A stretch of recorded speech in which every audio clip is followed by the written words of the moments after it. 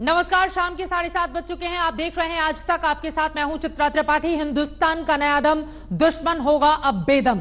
आपको याद होगा, लेह में प्रधानमंत्री मोदी गरजते हुए उन्होंने कहा था कि दुश्मन को शांत अपनी ताकत से ही कराया जा सकता है, अक्षम कभी शांति नहीं ला सकता। इन सब के बीच भारतीय फौज की पूरी तैयारी है, वहीं वायुसेना की ताकत और महारत भी बढ़ती हुई चली जा रही है। भारतीय वायुसेना के बेड़े में 5 और नए जंगी अपाचे हेलीकॉप्टर शामिल किए गए हैं, जो बड़ी खबर है। और इससे ही चिनूक भी इसमें सामने आ गए हैं। एक एक करके उनके बारे में आपको हम जानकारी देने के लिए जा रहे हैं। सबसे पहले अपाचे हेलीकॉप्टर के बारे में आपको बताएंगे। अमेरिका से आए हैं 5 नए अपाचे हेलीकॉप्टर। वायुसेना की ताकत को बढ़ाने की एक कोशिश हिंदुस्तान की, और एक ऐसे वक्त में जब पड़ोसी आंखें दिखा रहा हो, बहुत जरूरी हो जाता है। सबसे ताकतवर अपाचे भारत के पास इस वक्त AH-64E अपाचे हेलीकॉप्टर्स हिंदुस्तान की ताकत में शुमार हो चुके हैं। अब भारत के पास एक दो नहीं, पूरे 22 अपाचे हेलीकॉप्टर हैं, जो अपने आप में एक बड़ी कामयाबी हिंदुस्तान के लिहाज से। 22 अपाचे हेलीकॉप्टर को वायुसेना ने अपनी ताकत बना लिया है। अपाचे की खासियत जाने। हर मौसम में, हर परिस्थिति में उड़ान भरने में यह पूरी तरह से सक्षम है। यह इसकी सबसे बड़ी खासियत है। मौसम किसी भी तरह का हो, परिस्थिति कैसी भी हो, हर तरह से यह उड़ान भरने में सक्षम है। इसकी नोज पर सेंसर जो है उसका निशाना अचूक है, जो इसको और ज्यादा मजबूत बनाता है। आधुनिक मिसाइल निशाना साधने में यह पूरी तरह से सक्षम है। अपाचे की खासियत के बारे में आपको हम जानकारी दे रहे हैं। नुकसान सहकर भी यह अभियान जारी रखने में समर्थ है, यानी कि अगर इसको किसी तरह का नुकसान हो भी जाता है, फिर भी यह पूरी तरह से अपना अभियान जारी रखने में समर्थ है। अपाचे के बारे में हमने आपको जानकारी दे दी। चिनूक हेलीकॉप्टर के बारे में जानिए। 5 और हैवी लिफ्ट चिनूक हेलीकॉप्टर वायुसेना को मिल चुके हैं, जो आज की बड़ी खबर है। अब भारत के पास 15 हैवी लिफ्ट चिनूक हेलीकॉप्टर शामिल हो चुके हैं। यह बड़ी जानकारी निकलकर सामने आई है। तोप तक उठाकर एक स्थान से दूसरे स्थान तक ये पहुंचाने में पूरी तरह से सक्षम है, जो इनको बिल्कुल अलग और खास बनाता है। 5.68 मीटर लंबा चिनूक है। रोटर 18.29 मीटर का है। चिनूक हेलीकॉप्टर के बारे में हम आपको जानकारी दे रहे हैं। जाहिर तौर पर अपाचे और चिनूक हेलीकॉप्टर्स को वायुसेना ने शामिल करा लिया है, और इसी के साथ दुश्मन को जवाब देने की भी पूरी तैयारी हिंदुस्तान की। यह रिपोर्ट देखिए।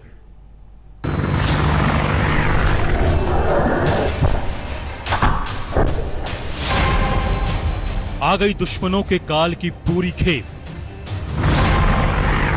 भारतीय वायुसेना को मिले सभी 22 अपाचे।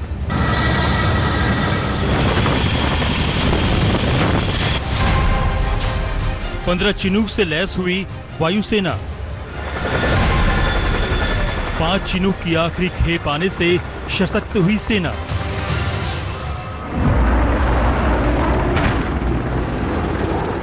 इसलिए आज तक छूट रहा है दुश्मनों का पसीना।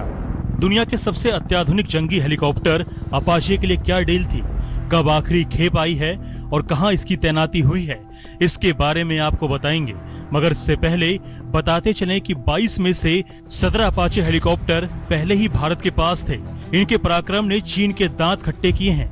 आज जो चीन भक्ति रस में भीगा शांति दूतों की तरह जो गीत गा रहा है, वो अपाचे जैसे भारत के सशक्त सैन्य उपकरण और अडिग नेतृत्व का नतीजा है। अपाचे के बेड़े में 5 और हेलीकॉप्टर्स के आने से ये शक्ति और बढ़ी है। अपाचे हेलीकॉप्टर्स ने अफगानिस्तान में अपनी क्षमता दिखाई थी। ये हाई ऑल्टीट्यूड पे मिसाइल्स ले जा सकते हैं। उनकी एक फ्रंट गन होती है, और इसमें रात को फ्लाइंग करने की क्षमता है। पायलट के लिए नाइट विजन डिवाइसेस हैं, नाइट विजन गॉगल्स हैं, और इसके जो रोटर है उसके ऊपर एक रेडार लगा है, मिलीमेट्रिक वेव रेडार। ये जो रेडार है वो बहुत दूर तक टारगेट्स देख सकता है। भारत ने अमेरिका के साथ 22 अपाचे का करार किया था। इनमें से 17 की डिलीवरी पहले ही हो गई थी। आखिरी 5 अपाचे भी आ गए हैं। इनकी तैनाती हिंडन एयरबेस पर की गई है। 15 चिनूक हेलीकॉप्टर्स की भी डील थी, जिनमें से अंतिम 5 भी अब भारत के पास आ चुके हैं। भारत दुनिया के उन चुनिंदा देशों में है जिनके पास अपाचे हेलीकॉप्टर है। ऐसे कुल 17 देश ही दुनिया में हैं। इससे भी अच्छी बात यह है कि भारत के पास अपाचे का सबसे अत्याधुनिक संस्करण AH-64E है। अब इसकी खासियत भी जान लीजिए। ये नवीनतम संचार, नेविगेशन, सेंसर और हथियार प्रणालियों सहित एक ओपन सिस्टम आर्किटेक्चर से लैस है। इसमें बेहतर की गई आधुनिक लक्ष्य प्राप्ति प्रणाली मौजूद है जो 24 घंटे हर मौसम में लक्ष्य की जानकारी उपलब्ध कराता है। साथ ही ये नाइट विजन से भी लैस है। इसके अग्नि नियंत्रण रडार को समुद्री वातावरण में संचालित करने के लिए अपडेट किया गया है। रही बात चिनूक की, तो इसके करतब और करिश्मे को आपने बहुत नजदीक से देखा है। एलएसी पर जब सैनिकों को फटाफट पहुंचाना था, जब सैनिकों के लिए रसद और सैन्य उपकरण पहुंचाना था, चिनूक हर काम को चपलता से अंजाम दे रहा था। चिनूक की तैनाती अब भी लद्दाख में है। पहले अगर चिनूक का लें तो ये हेवी लिफ्ट हेलीकॉप्टर है जो 10 से 12 टन भार ले जा सकता है। इसके नीचे 3 हुक्स होते हैं जो कि अगर कार्गो जो है, अगर जो सामान ले जाना है वो बहुत बड़ा है लेकिन 10 टन के अंदर है, तो इन हुक्स से उनको नीचे टांगा जा सकता है। चिनूक हेलीकॉप्टर से जो आर्मी की M777 आर्टिलरी गन्स हैं वो नीचे से उठाई जा सकती हैं और उनको दूर दराज के इलाकों में ले जाया जा सकता है। 50 साल से अधिक समय से यह दुनिया का सबसे विश्वसनीय और भरोसेमंद हेवी लिफ्ट हेलीकॉप्टर है। इसे किसी भी जटिल परिस्थितियों में, फिर चाहे वो गर्म हो या अधिक ऊंचाई पर हो, संचालित किया जा सकता है। CH-47F चिनूक में एक आधुनिक मशीनी एयरफ्रेम है, एक एवियोनिक्स आर्किटेक्चर प्रणाली वाला कॉकपिट और एक digital automatic flight control system इसमें मौजूद है। इन आधुनिक तकनीकों की मदद से भारतीय वायुसेना अभियानों की बढ़ती संख्या को पूरा करने में सक्षम हो सकेगी। अच्छा लगता है जंगी हेलीकॉप्टर्स और जंगी एयरक्राफ्ट के बारे में जानना। इससे देश का सामूहिक मनोबल भी बढ़ता है। हमारे इन जंगी प्रहरियों ने अभी एलएसी पर खूब तहलका भी मचाया। इनकी आखिरी किस्त का आना यकीनन खुशी की खबर है। इसके लिए 2015 में ही डील की गई थी। डिलीवरी 5 सालों में हुई। इससे पता चलता है कि ये कितने अनमोल हैं। वायुसेना के बाद जल्द ही थल सेना के बेड़े में भी 6 अपाचे जोड़ेंगे। इसके लिए एक अलग समझौता डोनाल्ड ट्रंप के फरवरी में हुए भारत दौरे के दौरान किया गया था। चीन से तनाव के चलते अपाची और चिनूक दोनों ही एक अहम भूमिका निभा रहे हैं और दोनों हेलीकॉप्टर लद्दाख के आसमान में उड़ते हुए रोज नजर आते हैं। एक तरफ चिनूक है जो हथियार और सैनिकों को फॉरवर्ड एरियाज में एयर ड्रॉप कर चुका है, तो वहीं दूसरी तरफ अपाची है जो हर लड़ाकू मिशन के लिए तैयार है और रात में लड़ने की भी क्षमता रखता है। अभिषेक भल्ला हमारे सहयोगी की ये रिपोर्ट आप देख रहे थे। वहीं 2021 तक भारत की वायुसेना की ताकत दुश्मनों के खेमे में हलचल मचाने के लिए, आफत मचाने के लिए तैयार है। आपको एक एक करके अब जानकारी दे देते हैं। 27 जुलाई तक भारत में आएंगे 6 राफेल। कुल 36 आने को है लेकिन 27 जुलाई तक कुछ आ जाएंगे। राफेल की रफ्तार 1389 किलोमीटर प्रति घंटे की है। राफेल की रेंज 3700 किलोमीटर की, वजन ढोने की क्षमता 9500 किलो की है। अपने आप में इसको खास ये बनाता है और यहां पर हम आपको दिखा रहे हैं किन किन हथियारों से ये लैस होता है। राफेल की अपनी ये बड़ी खासियत है, हवा से हवा में मार करने वाली मिसाइल इन तमाम हथियारों से लैस, जिसके जरिए वो दुश्मन की हर ताकत पर वार करने में पूरी तरह से सक्षम है। यही राफेल को बनाता है बेहद खास और राफेल का इंतजार भी काफी समय से किया जा रहा था। 27 जुलाई, अब ये तारीख बहुत ज्यादा दूर नहीं है। वहीं MiG-29 की बात करें, रूस से भारत को मिलेंगे 21 MiG-29 लड़ाकू विमान। मॉडिफाइड मिग से बढ़ेगी वायुसेना की ताकत। आसमान में ही इसमें ईंधन भरा जा सकता है, यानी कि आसमान में ही ईंधन भरने की इसकी क्षमता है। मिग की रफ्तार 2000 किलोमीटर प्रति घंटे बताई जा रही है। मिग की रेंज 1400 किलोमीटर की है, जो अपने आप में इसको बिल्कुल अलग बताती है। हवा से हवा, हवा से सतह पर मार करने वाली कई मिसाइलों से MiG-29 लैस है। ग्लास कॉकपिट, डिजिटल स्क्रीन का इसमें फायदा मिलता है और यही MiG-29 को बना देता है बेहद खास। भारत की बढ़ती ताकत देख चीन के होश यकीनन उड़ गए होंगे। आलम यह है, जो बड़ी खबर है, पैंगोंग लेक के सबसे संवेदनशील इलाके से उसने अपने सैनिक और सैन्य साजो सामान पीछे हटा लिए हैं। LAC से आज की ताजा खबर यही है, पैंगोंग के साथ ही साथ बाकी इलाकों से भी उसने अपनी सेना और पीछे हटाने पर अब दे दी है सहमति। पैंगोंग लेक के सबसे संवेदनशील इलाके से पीछे हटा चीन। LAC से अब पूरी सेना हटाने पर माना चीन। आखिरकार पैंगोंग लेक से भी अपनी सेना समेटने को मजबूर हो गया है चीन। इसे हिंदुस्तान का सैन्य दबाव माने या फिर कूटनीतिक दबाव।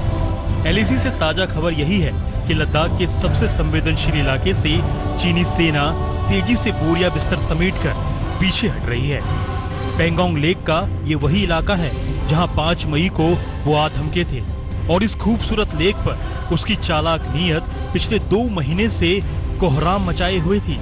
लेकिन भारत हर मोर्चे पर मजबूती से डटा रहा। नई दिल्ली से लेकर लद्दाख तक, जमीन से लेकर आसमान तक भारत हर बार लगातार सख्त और साफ संदेश देता रहा। चाइना को साफ तौर पे महसूस हो गया है कि उसका जो मिलिट्री मिसएडवेंचर था उससे किसी प्रकार का उसको कोई फायदा नहीं हुआ।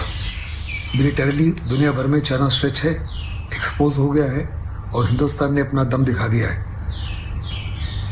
इन तमाम चीज़ों को निगाह में रखते हुए अभी चाइना कह रहा है हिंदुस्तान के साथ कि हम मिलकर पूरे ईस्टर्न लद्दाख से अपने ट्रुप्स को डिसएंगेज करेंगे। ये अच्छा स्टेप है, लेकिन हिंदुस्तान को अपना विजिल जो है किसी प्रकार से लोअर नहीं करना, हमको चाइना को ट्रस्ट नहीं करना और हमको यकीन करना है कि जब तक चाइना के 30,000 जो सिपाही हैं, टैंक्स हैं, बख्तरबंद गाड़ियाँ हैं, ये पूरा का पूरा डीमडक्ट नहीं होती ऑल लॉन्ग LAC, हिंदुस्तान को अलर्ट रहना है। नतीजा ये हुआ कि चीनी सेना पैंगोंग लेक के फिंगर 4 से फिंगर 5 की ओर लौट गई है। चीनी सेना की वापसी के बाद भारतीय सैनिक भी फिंगर 4 से थोड़ा पीछे हटे हैं। भारत शुरू से ये कहता रहा है कि चीनी सेना को 5 मई से पहले की स्थिति बहाल करनी ही होगी और फिंगर 8 तक लौटना होगा। वापसी की प्रक्रिया शुरू हुई थी राष्ट्रीय सुरक्षा सलाहकार अजीत डोवाल और चीन के विदेश मंत्री के बीच बातचीत के बाद से। सबसे पहले चीनी सेना गलवान घाटी के पेट्रोलिंग पॉइंट 14 से पीछे हटी थी। इसके बाद उसे पेट्रोलिंग पॉइंट 15 और 17A से पीछे हटना पड़ा था। इसके बाद चीनी सेना कोगरा और हॉट स्प्रिंग से 2 किलोमीटर पीछे चली गई थी। सूत्रों की माने तो कोर कमांडर स्तर की एक और बैठक जल्द हो सकती है, जिसमें सेनाओं के पीछे हटने के हालात की समीक्षा होगी। इससे पहले 30 जून को हुई बैठक में तनातनी दूर करने के लिए सेनाओं की वापसी का एक रोड मैप तैयार किया गया था। भारत के सामरिक, राजनयिक और आर्थिक दबाव के बाद चीनी सेना लद्दाख के ज्यादातर इलाकों से पीछे हट गई है। फिलहाल दोनों सेनाओं ने इस इलाके को नो पेट्रोलिंग जोन में तब्दील किया है, लेकिन भारत की कोशिश है कि चीनी सेना पूरी तरह से अपनी परमानेंट लोकेशन पर वापस जाए और इस बीच भारत अपने सैन्य दबाव को चीन पर लगातार बनाए रखना चाहता है। इस बीच कूटनीतिक स्तर पर भी ये दोनों देशों के बीच विवाद सुलझाने की कोशिश तेज हो गई है। शुक्रवार को वीडियो कॉन्फ्रेंसिंग के जरिए दोनों देशों के विदेश मंत्रालय के संयुक्त सचिव आमने सामने बैठे और समझौतों के मुताबिक सीमा पर शांति बनाने और सैनिकों के बीच टकराव खत्म करने पर सहमति जताई। वहां पर थोड़ी छटाई शुरू हुई है, थोड़े वहां पर सोल्जर्स कम होने शुरू हुए हैं, थोड़े सोल्जर्स वो कम पीछे लेकर गए हैं और मुझे पूरी उम्मीद है जो सभी उनके जो सोल्जर्स हैं, सैनिक हैं, वो पीछे चले जाएंगे पैंगोंग लेक में भी। बदलते मौसम और हालात में LAC पर बेशक सेनाओं के बीच भी बदलाव की बयार बह रही हो, लेकिन भारत इस बार पूरी तरह सतर्क है क्योंकि उसके पड़ोसी की चाल और चरित्र हमेशा से दागदार रहे हैं। आज तक ब्यूरो। इस बीच WHO का जांच दल चीन पहुंच रहा है। यह दल कोरोना की उत्पत्ति के बारे में पता लगाएगा। जाहिर है निष्पक्ष जांच से चीन पर बड़ी आंच भी आ सकती है, लेकिन सबसे बड़ा सवाल यही है कि क्या चीन निष्पक्षता से जांच होने देगा। शुरू हुई कोरोना वायरस की उत्पत्ति की जांच, अब आएगी चीन पर असली आंच।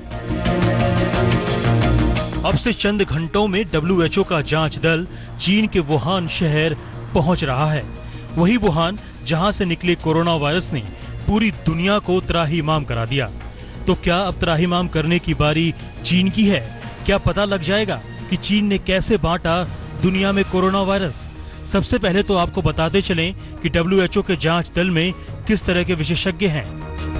WHO की एडवांस टीम में कुल जमा 2 सदस्य हैं। दोनों सदस्य महामारी विशेषज्ञ हैं और जानवरों को होने वाले रोगों के गूढ़ ज्ञान से लैस हैं। WHO ने इन्हें पूरी आजादी दी है। जांच के दौरान WHO का कोई भी सदस्य इनसे संपर्क नहीं साधेगा, यानी उन्हें किसी की दखल या खलल का सामना नहीं करना पड़ेगा। They've gone. They're in the air now, and they are the advanced party that's to work out the scope. And then later, when the nature of the mission, the scope, all those exact bits of information you want, when that's determined, you'll be informed. WHO की सालाना बैठक में 116 देशों ने चीन के खिलाफ जांच की मांग की थी। सबने चीन की दलीलों और WHO की बातों को मानने से इनकार कर दिया था। इल्जाम ये कि वायरस वुहान वायरोलॉजी लैब से निकला था। अमेरिका यहां तक दावा करता रहा है कि उसके पास इसके पुख्ता सबूत हैं। फिलहाल जो टीम गई है वो चीन के दावों की पड़ताल करेगी। चीन कहता रहा है कि वायरस वेट मार्केट से निकला था, यानी वुहान के उस बाजार से जहां कीड़े मकोड़े जानवरों का गोश्त बेचा जाता है।